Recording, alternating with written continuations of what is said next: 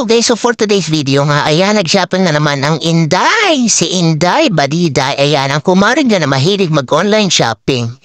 Ayan, bili ng bili sa online. Kahit wala ng pera, sige lang ang sige pag may nakita. Ayan, ang bilis matukso, napakarupo. Char! Paano ba naman? Tingnan nyo naman guys.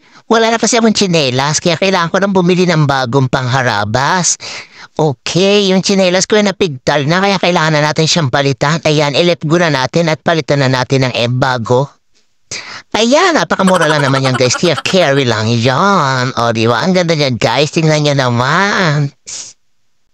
Bakit kasi gano'n? Ayan, hindi ko mapigilan. Pero ako may nakakita na nagustuhan ko talaga naman, hindi ko tatantanan. Babalik-balikan ko kahit pa i-add to cart ko yan, guys. Ayan, babalik at babalik ako para lang mabili ko talaga siya kahit anong mangyari. Ayan, tingnan nyo naman. O di, ang saya-saya. Dahil nabili na naman ang gusto sa online. O di ba may pang-aura na naman ako? Tingnan niyo naman kasi guys kung gaano kaganda to, di ba?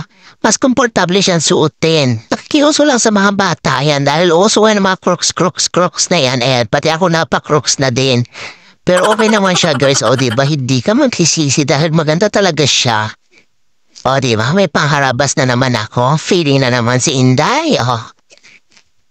May pang-aura na naman.